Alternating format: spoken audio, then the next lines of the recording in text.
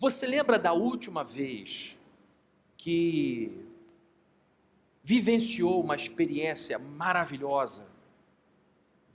Uma experiência que fez você voltar para casa lembrando de como foi bom?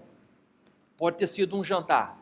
Talvez você tenha ido a um jantar e tenha ficado impressionado com o serviço, com a comida, com tudo que aconteceu.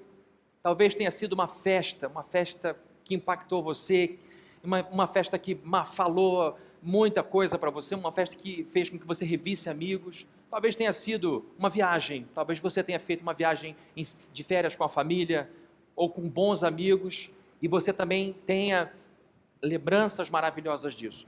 Normalmente, em situações como essa, a gente diz que aquele negócio foi excelente. Como foi aquele jantar? Foi excelente. Foi isso de bom, aquilo de bom, aquilo de bom. Como foi a sua viagem em família? Foi excepcional, foi excelente, foi maravilhosa. E a pessoa começa a apontar as coisas que foram maravilhosas.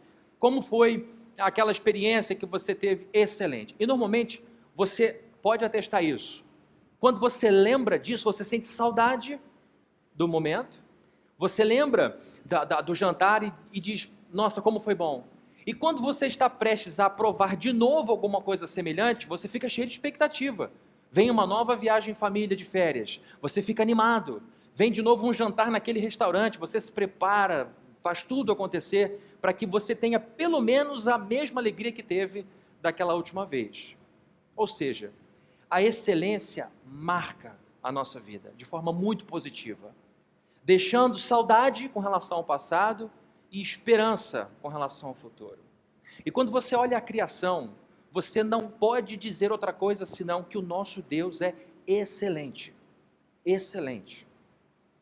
Olhando para a forma como Deus conduz todas as coisas, mesmo num mundo em queda como o nosso, mesmo num mundo depauperado como o nosso, nós podemos dizer que a criação ainda é uma coisa excepcional, excelente. Você olha o céu azul, fica boquiaberto com tanta beleza. Depois de um período de muito calor, o tempo fecha, aquelas nuvens cinzas pesadas, você vê beleza naquilo tudo. Vai para a praia e vê beleza em tudo aquilo. Vai para a serra, vê beleza em tudo aquilo. Então você percebe que por mais gloriosa que seja a arquitetura humana, nada supera as obras das mãos de Deus. Uma coisa é você ficar diante de uma catedral linda, diante de um prédio maravilhoso, outra coisa é você ficar diante de uma queda d'água natural.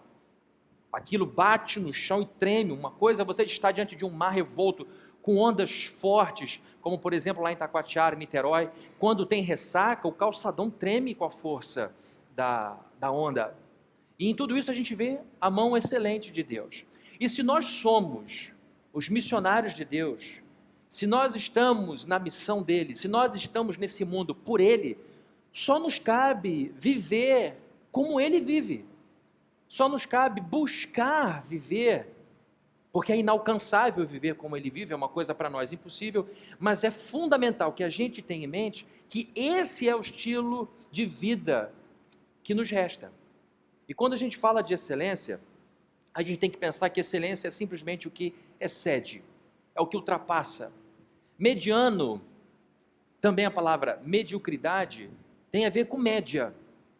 A coisa que fica na média é aquela posição em que você fica provavelmente onde está a maioria de todas as pessoas. A gente tem um negócio de trabalhar na lei do menor esforço, é normal, a gente economiza energia, e isso gera uma acomodação. E o problema, queridos, é que muitos estagnam nesse processo, nesse ponto de acomodação, porque percebem muitos ao seu redor, deixando de desfrutar uma série de coisas boas que são frutos da excelência. Então, a primeira coisa, excelência é o que excede. Ministério é serviço. A gente está falando sobre excelência no ministério. Então a gente está dizendo que ser um ministro excelente é ser um servo de Deus que procura fazer as coisas acima da média. Acima da média. Lembra da carta pastoral de Paulo? Quando ele diz lá como tem que ser um pastor? Ele tem que ser o quê? Quem deseja o episcopado, mediana obra almeja, não é isso que está na Bíblia? Excelente obra almeja. Excelente. O apóstolo Paulo já começa dizendo que a obra de Deus é algo que está acima da média. E é muito triste quando líderes, homens e mulheres que estão à frente da igreja, reduzem isso. põem abaixo, se acomodam.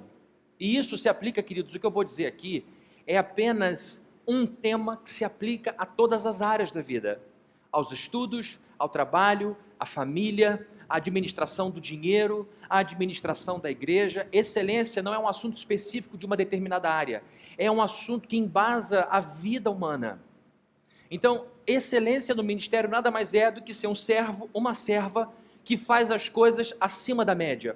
E não o faz para se promover, não o faz para se projetar. Evidentemente que a excelência acaba projetando a pessoa excelente, mas o nosso objetivo principal é simplesmente reproduzir aquilo que Deus faz todo dia, toda hora, o tempo inteiro. Quando você pensa, vai voltar para o normal, quando você pensa na obra da redenção, não tem nada mais excelente do que isso. A obra da graça de Deus, que foi capaz de dar seu próprio filho para morrer por nós, é uma coisa excepcional, acima de qualquer capacidade humana de elaboração, um plano que envolve a morte de um inocente não como nós. Nós, quando somos levados a um tribunal, e quando somos inocentes em relação a um crime que está sendo imputado a nós. Mas nós não somos inocentes na totalidade da vida. Quando a gente fala da inocência de Jesus, a gente fala de uma inocência totalmente distinta da nossa, porque ele é absolutamente puro em tudo. Então o plano da salvação envolve a morte de uma pessoa que excedeu muito o tipo de humanidade que a gente conhece. Então, gente, para começar, a excelência no ministério nada mais é do que um servo, uma serva, um homem de Deus, uma mulher de Deus, que quer fazer as coisas para a glória de Deus e por isso acima da média. Bom, a excelência e a mediocridade geram frutos. Tudo tem consequência na vida, fazer opções ou não fazer opções. Uma pessoa que faz opções se põe em risco.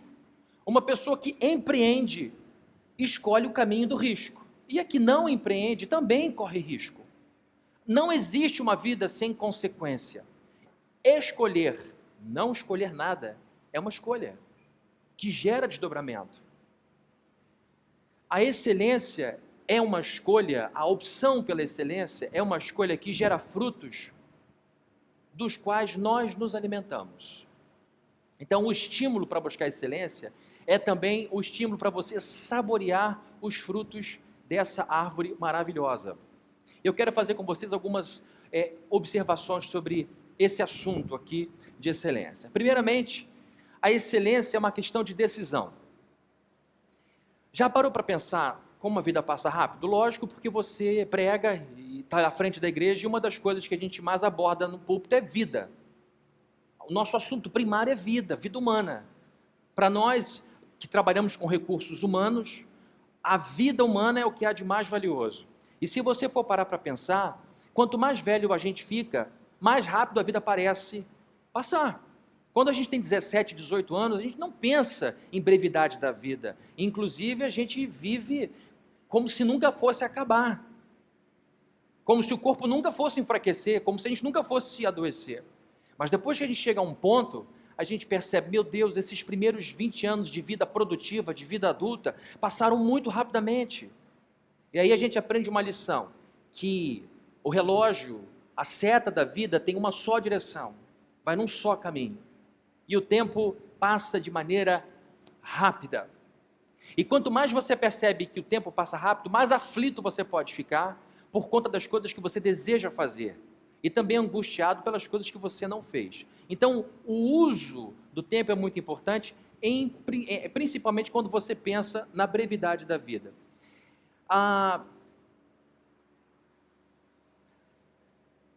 Eu ouvi uma palestra em São Paulo, lá no CTPI, de um pastor chamado Ricardo Costa. O Ricardo Costa é um grande líder, uma grande voz, eu acho, que, principalmente para os jovens do Brasil. E ele fala muito sobre formação, discipulado, e eu divido com ele, normalmente nas conferências, o tempo sobre liderança. E eu sempre aprendo com o Ricardo. Ele sempre apresenta coisas muito legais, como, por exemplo, ele disse que discipulado é informação e modelamento. Informação e modelamento. E ele também diz o seguinte, que é importante a gente preparar, empoderar gerações futuras para o pastoreio constante da igreja, pensando no tempo. E aí ele diz o seguinte, Eu vou usar o meu exemplo aqui, eu tenho 43 anos de idade, e aí seria bom que na igreja nós tivéssemos pastores nessa faixa etária de 25 anos de idade, para que eles então cuidassem de adolescentes de 15 anos. Eu com 43 já não falo mais a língua do garoto de 15. Se eu tentar fazer esse negócio vai ficar muito falso, vai ficar esquisito. Vou ficar parecendo o personagem do programa do Chaves, não é? É do Chaves que eles se vestem como criança. Não casa muito bem. Para acontecer isso, tem que ser muito bom no negócio. O sujeito que consegue, com 50 anos, falar com garotos de 15, é um talento natural. Agora, se você não tiver, fica estranho. E então, como é que fica o pastoreio dessa geração aqui de adolescentes que estão na fase mais vulnerável da vida? Então é importante, pensando na brevidade da vida, que eu escolha pastores excelentes dessa faixa etária. E ele disse ainda interessante, que eu deveria ter atenção, já em meio aos garotos de 15 anos, às meninas de 15 anos, aqueles que se destacariam como líderes, para que eles cuidassem de crianças entre 5 e 7 anos, para que então a igreja toda fosse cuidada e que pessoas fossem acostumadas a cuidar da igreja desde cedo, porque o tempo passa rapidamente. Isso é só para mostrar para vocês, do ponto de vista da igreja, o quanto é importante a gente pensar estrategicamente nessa questão de excelência, porque uma coisa importante aqui, preste atenção, excelência só é excelência se ela é reproduzida intencionalmente. Você só pode considerar uma coisa excelente se ela é intencionalmente reproduzida vez após vez.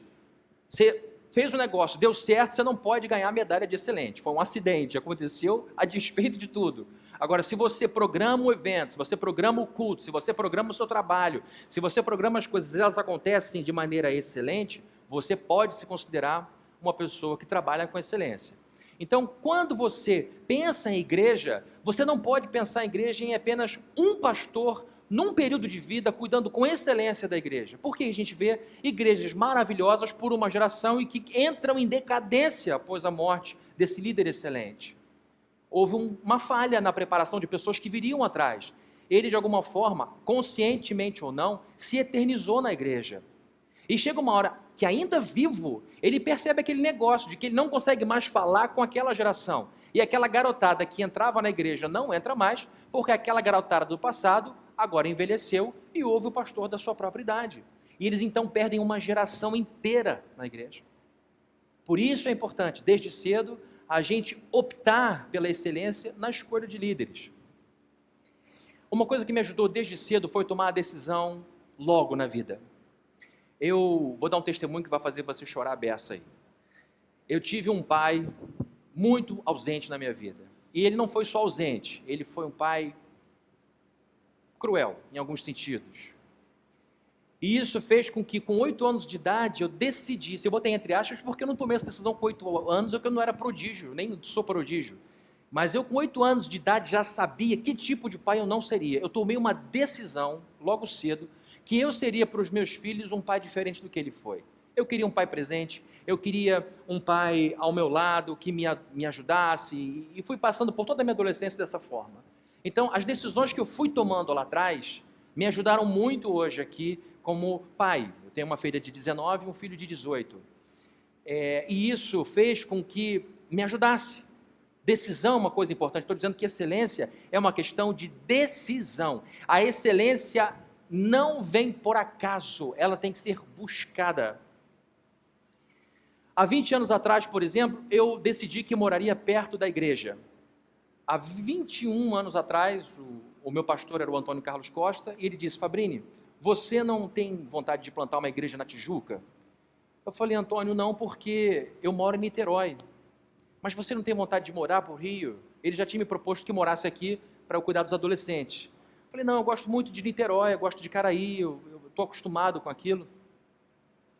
E eu apresentei para ele uma razão muito forte. Eu morando em Niterói e minha esposa, frequentando a igreja que era aqui, na Barra, ela não tem amigas.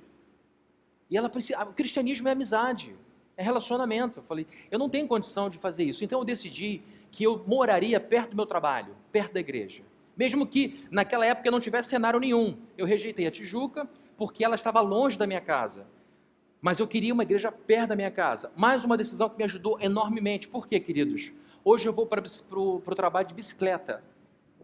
Quem aqui demora muito tempo no trânsito, sabe como é ruim. Como é ruim. 1 hora de engarrafamento é 1 hora menos de leitura, é 1 hora menos de exercício físico, é 1 hora menos de sono, é 1 hora menos de qualquer coisa produtiva. Você está simplesmente se deslocando de um lugar para outro. Isso não é nada. Você nem começou a trabalhar, e se começa a trabalhar, você se enrola porque está mexendo no telefone e pode acabar batendo. Então hoje, quando eu vivo a realidade de pegar minha bicicleta em 8 minutos, chegar lá, o pioneiro foi o Douglas, foi o primeiro a chegar de bicicleta lá. Gente, eu quase falo em línguas de felicidade. Eu vejo os carros engarrafados na Roberto Silveira e digo assim, eu não vou tirar onda porque eu sou crente, mas eu falei, eu estou andando feliz, ouvindo música. Eu estaciono dentro da minha sala. Vaga um problema. Jay, sabe como é difícil parar carro lá? Então, foram decisões que eu tomei que me ajudaram muito. Aquela do meu pai e essa de trabalhar perto da igreja. Esse tempo eu posso muitas vezes almoçar em casa, dar uma olhadinha na esposa, ver um filho no momento do dia e depois voltar para a igreja. Isso é uma bênção. 23 anos atrás, eu me decidi sair da faculdade, falando que excelência é uma escolha, é uma decisão. Há 23 anos, eu disse tchau para a faculdade de Direito. Parei de fazer Direito e comecei a fazer a brincadeira de sempre, né? Fazer errado. Então, saí da faculdade, vou fazer Teologia. Não. Porque eu queria ser pastor. Eu sentei na faculdade e disse, olha, eu não quero ser um advogado, um juiz, alguma coisa. Eu quero ser pastor. Tomei essa decisão. Nunca tinha visto um pastor na minha família. Não tinha a menor ideia do que ia dar. Mas eu sabia que o Deus que estava me chamando ia garantir o negócio. Foi uma decisão que eu tomei e entrei da seguinte forma. Já que é para sofrer, eu vou sofrer com excelência. Porque eu abri mão de algumas coisas por ser pastor. Que eu poderia legitimamente, tranquilamente, almejar como advogado, ou como juiz, ou qualquer outra coisa. Então, lá atrás eu pensei, se eu vou sair para valer, vou olhar para frente com esperança e vou fazer o melhor possível, porque eu quero ter um ministério excelente. Uma outra decisão que eu tomei. Então, gente, lembre-se sempre disso, os nossos cérebros recebem comandos desde cedo. E uma das coisas mais importantes que a gente tem que fazer como pregadores é mudar a maneira de pensar das pessoas. É exatamente isso que metanoia significa. É uma mudança na estrutura do pensamento. Quando a Bíblia diz arrependei-vos, arrependei-vos, não é uma mudança de comportamento em primeiro lugar, é uma mudança na estrutura da mente. E por anos, sem Cristo, a nossa mente foi viciada a pensar de uma forma contrária a Deus. E nós, como pregadores, temos que ser persuasivos, temos que pregar com autoridade, com firmeza, ao invés de dar sugestão, temos que dizer assim diz o Senhor, a palavra dele, para que então a mente seja mudada. E com relação à vida, em muitas outras coisas é assim também.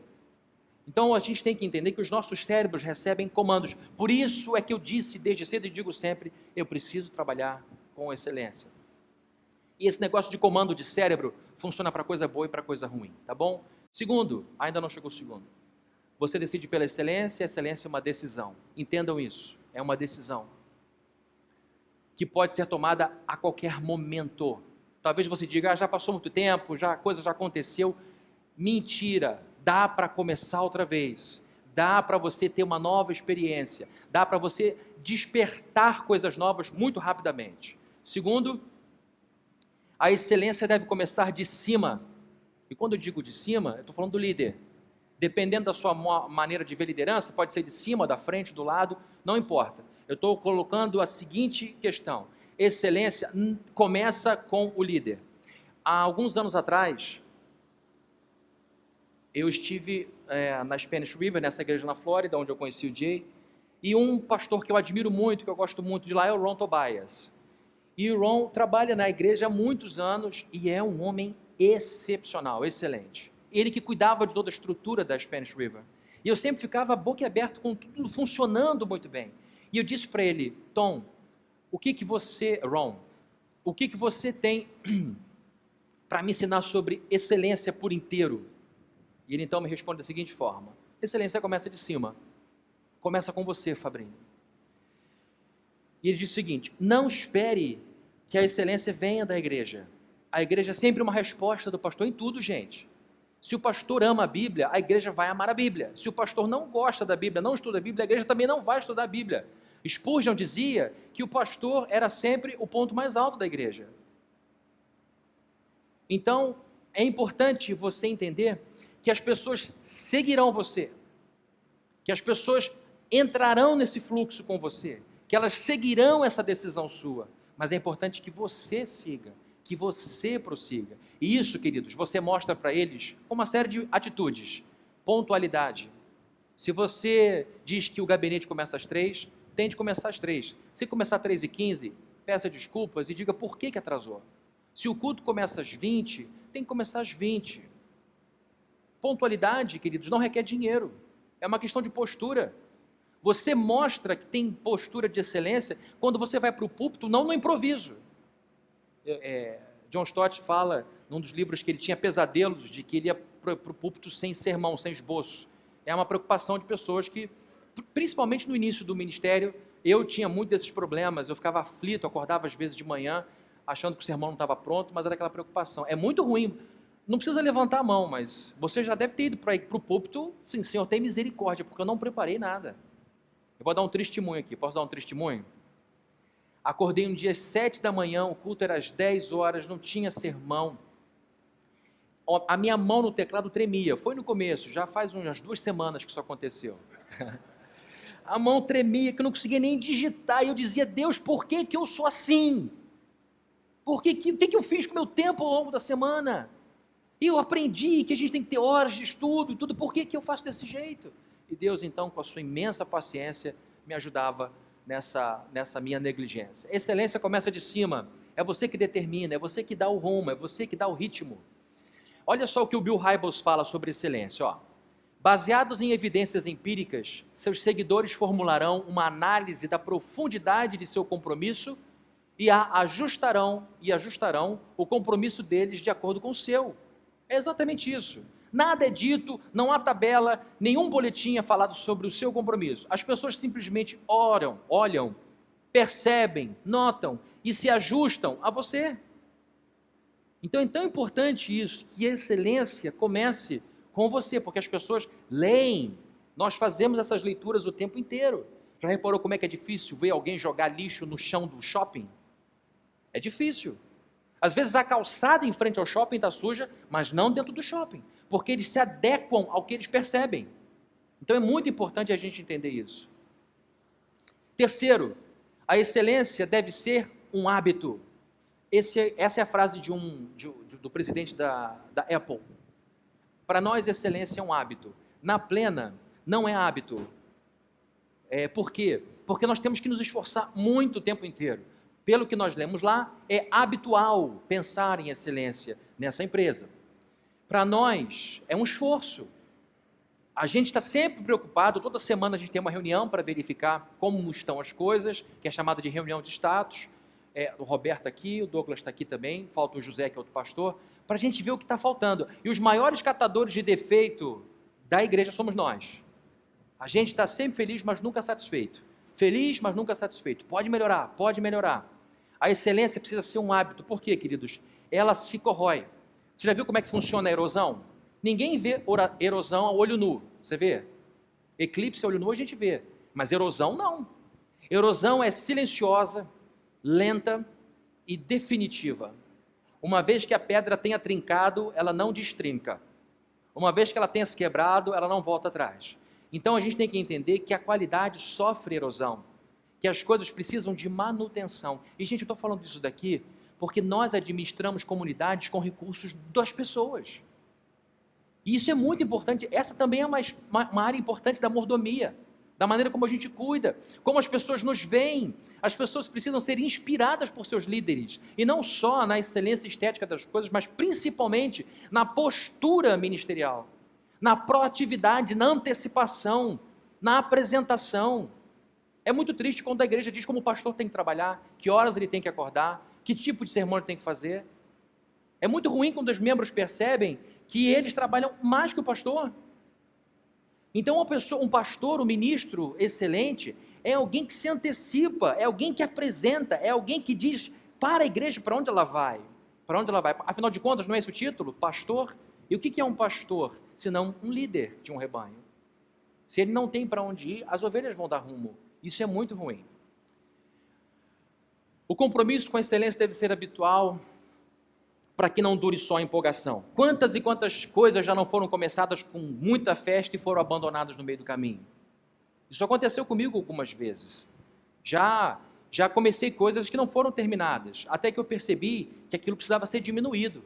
E parei de dizer muitas coisas que eu estava para fazer e disse apenas quando começaram a ser feitas.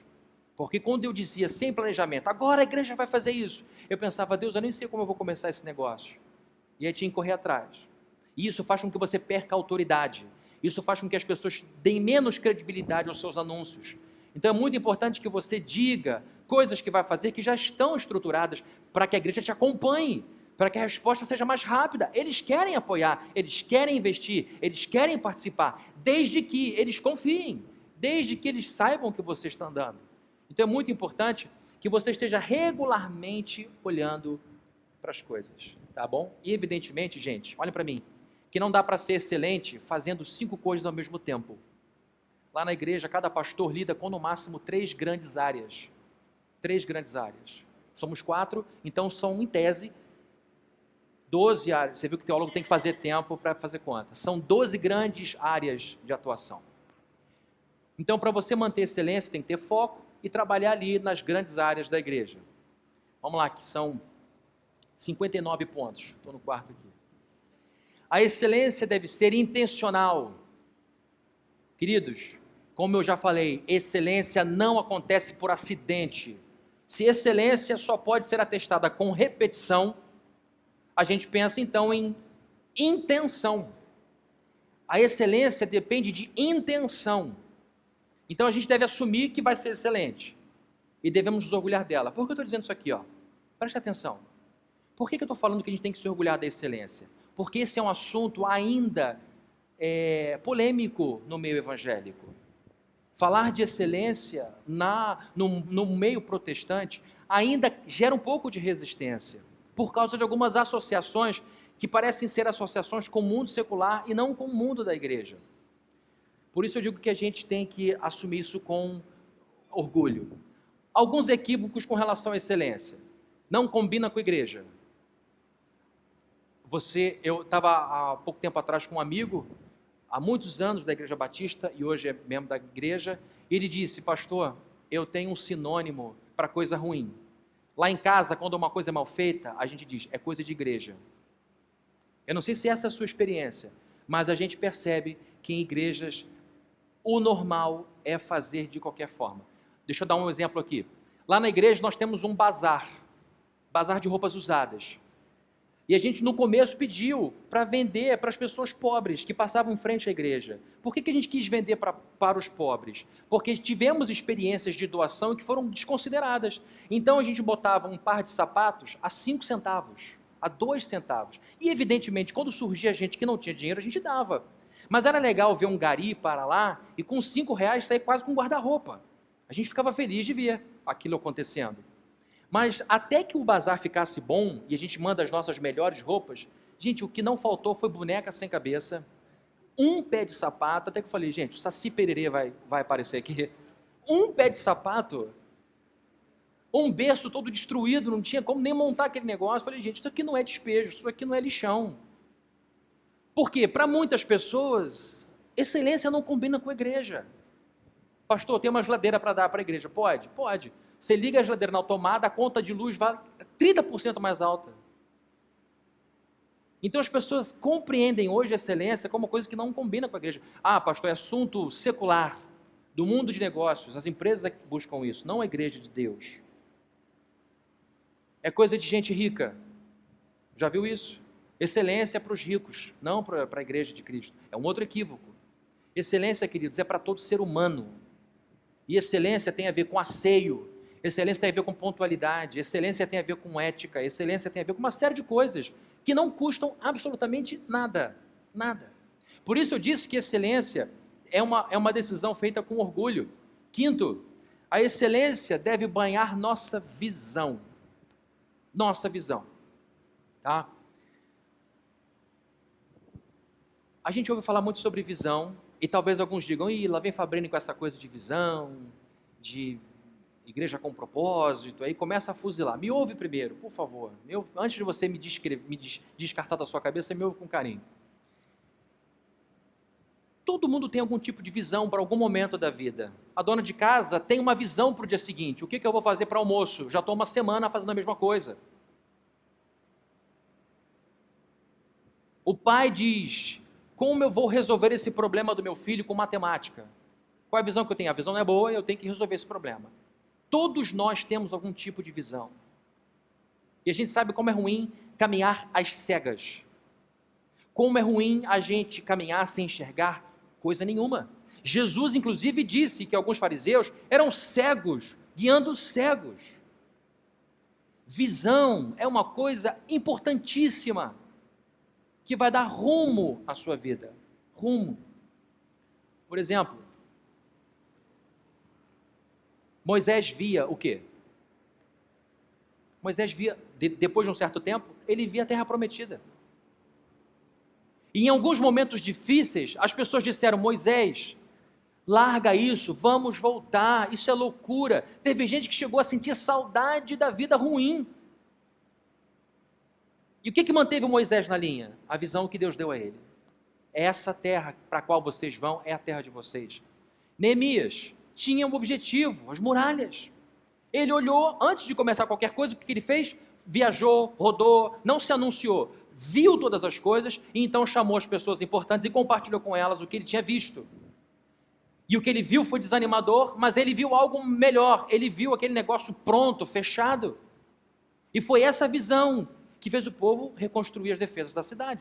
Jesus Cristo via a cruz o tempo inteiro. Lembra de Pedro? Senhor, para com essa história.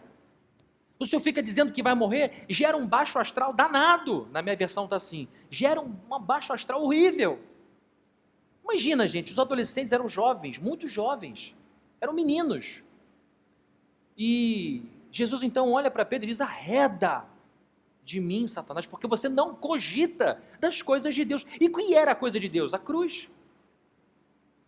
Contra todo bom senso, entre aspas, Jesus foi para a cruz. Foi para o lugar mais perigoso. Então vejam, gente, grandes exemplos, inclusive o maior de todos, que é Jesus, são exemplos de pessoas que tinham visão. A excelência precisa encharcar o que Deus fez você enxergar.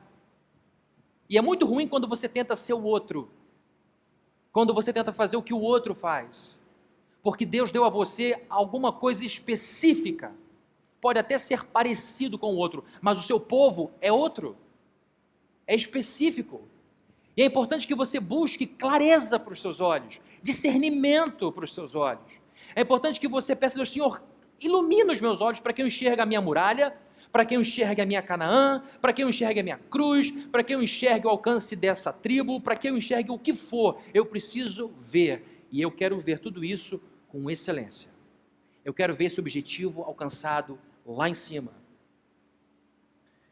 O líder precisa ter uma visão clara e executar sua visão com excelência. A minha visão pessoal é educar o crente e evangelizar o perdido, as duas coisas. Eu quero pregar de um jeito que o crente seja alimentado e ao mesmo tempo que o perdido entenda a má notícia e a boa notícia. Eu quero dessas duas formas. Eu não quero uma asa ou outra do avião. Eu sempre uso esse exemplo. Pergunta ao piloto do avião quando você for andar de novo de avião. Qual é a asa mais importante do avião, comandante? Ele vai dizer, as duas são igualmente importantes. Então, meu objetivo é educar com a palavra de Deus o crente, a ovelha, e evangelizar o perdido, apresentando primeiro a má notícia e depois a necessidade do evangelho, a boa notícia. Olha só o que Bill Hybels fala aqui outra vez, outra coisa aqui importante. Visão é o retrato do futuro que produz paixão nas pessoas. Olha, queridos, eu amo teologia sistemática, amo estudar teologia, sou reformado, e já ouvi muita crítica por citar Bill Hybels. Mas Bill Hybels é arminiano, tem uma igreja diferente. Deixa eu dizer uma coisa para vocês. Quando eu me sento na Willow Creek para ouvir o Bill Hybels, eu não estou buscando teologia reformada. Eu não estou buscando que ele fale para mim sobre os assuntos profundos da teologia reformada. Eu quero que ele me ensine como liderar uma igreja, como cuidar da igreja. Quando eu quero ouvir sobre teologia reformada, eu vou ouvir outras pessoas do meu meio, como já fiz muitas vezes. Então, mais uma vez, se você tem resistência, que seja pelo menos crítica. Já viu aquela pessoa, não gosta de fulano? Aí você pergunta, de qual livro dele você não gostou? Normalmente a gente diz assim, nunca comi e nunca gostei. Nunca bebi e nunca gostei. Então que a gente leia e diga, não gostei por A, B e C. Então Bill Hybels é uma pessoa que lida com liderança de forma muito eficaz. E aquilo que eu acho que não é saudável, eu não reproduzo. Visão, queridos, é o retrato do futuro que produz paixão nas pessoas. Isso é visão. Você chega diante da igreja, ó, olha para mim. Tá, gente, é isso aqui que a gente quer. As pessoas vão ver e vão dizer, meu Deus, isso é maravilhoso. Ou, não, muito obrigado, vou procurar outra igreja. Nenhum problema. Visão é um retrato claro do que você quer. Visão é uma coisa objetiva, que está impregnada na sua cabeça, que fica absolutamente claro diante das pessoas. 6, já vou entrar na penúltima. A excelência deve ser fonte de alegria, tá bom? Para o líder e para os liderados, deve ser fonte de alegria. Daqui a pouco eu faço 20 anos de ministério. Cansa. Ou não cansa, Jay? Ou não cansa, Roberto? Ou não cansa, Dodô? E os outros pastores aqui? Tem hora que você cansa. Eu conversando com o Jay aqui, eu falei, Jay, às vezes a gente cansa das pessoas. Chega uma hora que você diz, meu Deus, isso é muito exaustivo, eu tenho que lidar com os meus problemas e com os problemas que as pessoas arrumam. Então o ministério por si só é um fardo que vai desgarçando a nossa alma, que vai nos comendo por dentro. E se a gente não vigiar, a gente azeda, amarga, chega no fim do ministério, ou no meio do ministério, doido para sair, pensando em outra coisa, e querendo muito, muito, muito, que voltar no tempo para fazer uma outra escolha. Então a excelência é importante, porque o ministério nos cansa bastante. Nós perdemos em alguns momentos a alegria de servir. Quando você chama a igreja e diz o seguinte, queridos, a nossa igreja está, por exemplo, depauperada aqui, vamos à questão estética. Você chama a igreja, olha, nós não temos dinheiro para pintar.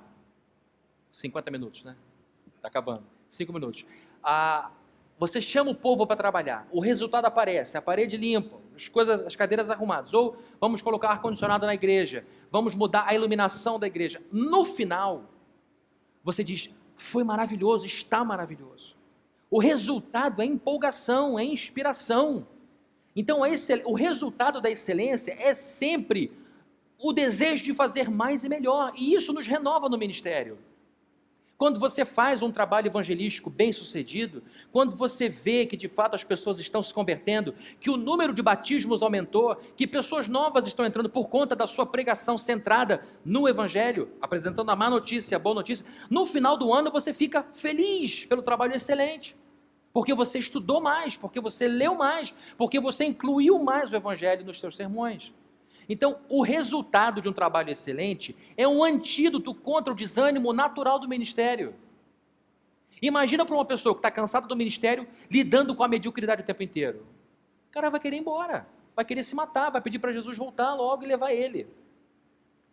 Agora, se ele está cansado, mas tem muitas coisas boas sendo feitas para a glória de Deus, isso é uma força para ele, é uma força para ela, que está do lado, que está à frente, que está junto. Então, queridos, a excelência deve ser uma força de alegria. Penúltimo lugar, deve glorificar a Deus. A excelência tem que tomar um cuidado com ela, tá, gente? Porque ela pode se tornar um fim em si mesmo. Isso é um perigo. Quando a excelência passa a ser o fim, Deus se torna o meio. Esse é um problema. Já tropecei aí. Quando eu comecei a me preocupar mais com a qualidade das coisas do que com o próprio Deus. É muito ruim quando você percebe que Deus entra na história para orar da seguinte forma: Senhor, abençoa o evento, evite as falhas. Eu quero impressionar as pessoas, honra o nosso ministério mais do que Ele próprio. Se você não vigiar, você vira gerente de um negócio religioso que tem que funcionar bem. Aí há o cuidado. Aí tem que ter a sintonia fina para você notar que a coisa não passou do ponto.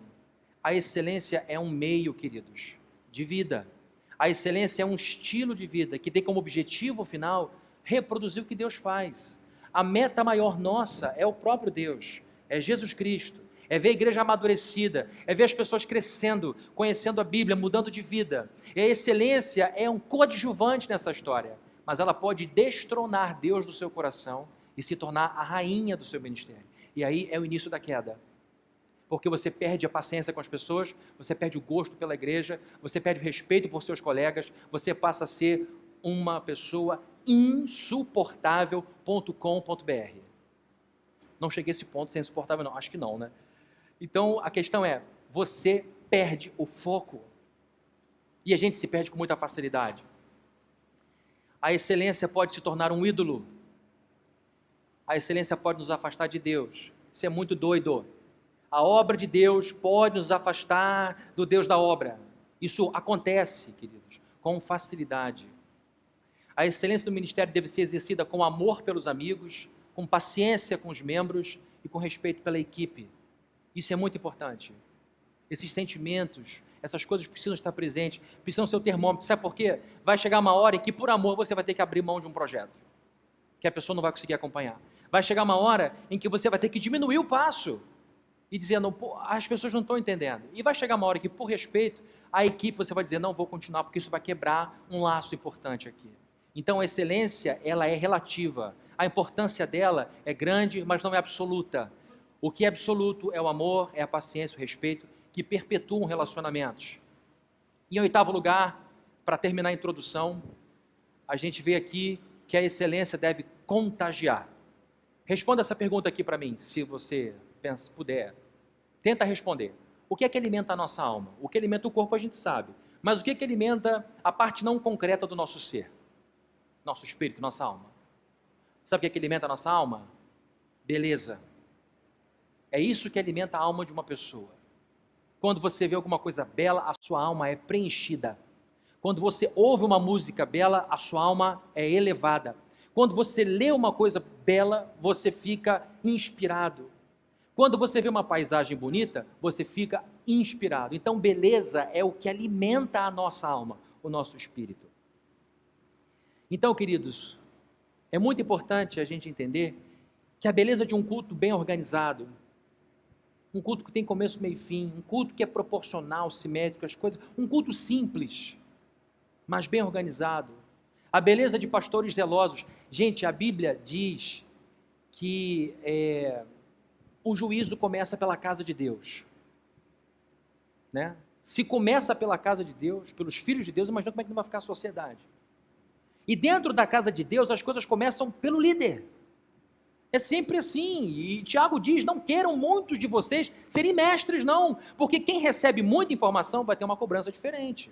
Vocês querem o status, mas saibam que há um grande peso por detrás de tudo isso. Então, queridos, a beleza de pastores zelosos, não é bom quando a gente tem um pastor que diz, meu Deus, meu pastor é sensacional. O cuidado com a idolatria é constante, porque a tendência é você idolatrar o seu pastor, achar que ele não erra, que ele não falha. Mas é bom quando você vê um pastor zeloso em tudo. Encanta também ver a beleza de sermões bem estruturados. Já viu aquele sermão que é uma mistura de nada com coisa nenhuma? Martin Lloyd Jones, uma vez, meu trabalho de monografia no seminário foi sobre pregação puritana. E eu lembro de um texto do Lloyd Jones dizendo, olha, de uma igreja lá, o sujeito falava prolixamente, ninguém entendia nada. Até que perguntaram a uma senhora, cheguei atrasado aqui, mas o que o pastor falou? Eu não tenho ideia do que ele disse, mas foi maravilhoso. Não entendeu nada. Eu não sei como você pode apreciar uma coisa que você não entende. Mas quando você ouve um sermão bem estruturado, que diz, olha, eu vou seguir esse caminho, e atinge o caminho, e as pessoas saem dali como se tivessem estado diante de João Batista. João Batista, quando acabava de pregar, as pessoas diziam, o que eu faço agora? O que eu faço? Sermão tem que definir. Tem que tocar. Então as pessoas, Wilson, vou ficar por aqui porque eu adoro o assunto, mas vou ficar por aqui porque eu só tenho mais 5 minutos, né? Está acabando já. Encantamento, onde há excelência, há beleza, sempre, sempre. Onde existe excelência, existe beleza. Onde existe beleza, existe excelência. E a excelência encanta a gente. Lembra do jantar? Meu Deus, que saudade daquilo. Toda vez que eu penso em voltar naquele restaurante, eu tomo um banho especial, eu boto uma roupa especial. Eu não sei como é que é um banho especial não, mas é um banho mais caprichado. Eu me arrumo porque o lugar é maravilhoso. Quando eu penso que eu vou viajar de novo em grupo, às vezes o Jay leva os grupos para viajar. É muito legal viajar em grupo, é muito bom. Você já começa a empolgação. Para quem mora em Niterói, a viagem começa na ponte já, você já fica, meu Deus, eu vou ver uma coisa diferente, eu vou ver uma coisa inspiradora, porque ela inspira e contagia. A excelência contagia. Eu vou pedir o pessoal do som para ver o áudio aí, que já vai chegar um filmezinho. Eu separei para vocês assistirem o filme de Gandhi, aquele filme de 3 horas, para a gente assistir aqui. Cheio de gracinha, né, o Fabrini? Líder comprometido com a excelência se verá cercado de pessoas excelentes. Excelência chama excelência. Você está lá na igreja, não tem dinheiro para fazer boletim na gráfica. Isso nem existe mais por causa das redes sociais, mas na minha época era assim. Eu tinha que fazer boletim bonito, mas eu não tinha dinheiro. O que eu fazia? Ia na Xerox e dizia, você tem papel amarelo? Tenho. Custa quanto? 1 centavo a mais. Então fazia amarelo essa semana, verde na outra, cafona beça. Mas faz desse jeito, dessa forma, e não deixa borrar e nem o toner ficar enfraquecido. Porque as pessoas iam percebendo, junto com o banheiro limpo, junto com a pontualidade, junto com o sermão, junto com a música, que tudo ali era feito com zelo. E isso vai chamando gente excelente. E pessoas excelentes vão te empolgando. Elas te cobram. Você não consegue descer o nível porque elas estão te ajudando e te vigiando. E isso faz com que você suba e diga, Deus, como é bom estar aqui. A excelência é altamente contagiante. Altamente contagiante. Lá na igreja, estou terminando mesmo, a gente lida com séries, trabalha com séries. O pastor Roberto cuida dos cultos de quarta-feira, a cada mês uma série nova, e eu trabalho com uma série a cada 2 anos. Infelizmente eu não consigo ser tão criativo como ele, mas para vocês terem uma noção, eu fiz uma série de Êxodo. Foi tão grande a série. Isso aí é o que não fazer na igreja, só dá certo lá. A série de Êxodo, acho que demorou uns 2 anos, um pouquinho mais de 2 anos. Uma menina saiu para o Canadá para fazer intercâmbio, ficou no intercâmbio, voltou e perguntou, mãe, sobre o que o pastor Fabrini está pregando? Na volta do negócio, sobre Êxodo. Ela, não acredito. Eu fiz um intercâmbio inteiro, está aqui desse negócio. Então as séries de domingo são mais prolongadas, mas está dando certo. Então a gente atualmente, há 1 ano e meio, está numa série sobre Jesus, Cristologia. A gente vai apresentando Jesus de várias formas no domingo. E aí, para cada série, a gente faz um vídeo, uma arte, e agora eu vou passar para vocês o vídeo da série Jesus. O primeiro vídeo, já foram 2, 3, estamos no 3º, esse foi o primeiro, para ver como é que eu vou chamar a igreja para esse encontro de domingo que a gente vai falar de Jesus. Aí vamos ver o vídeo, por favor, aqui, som na caixa.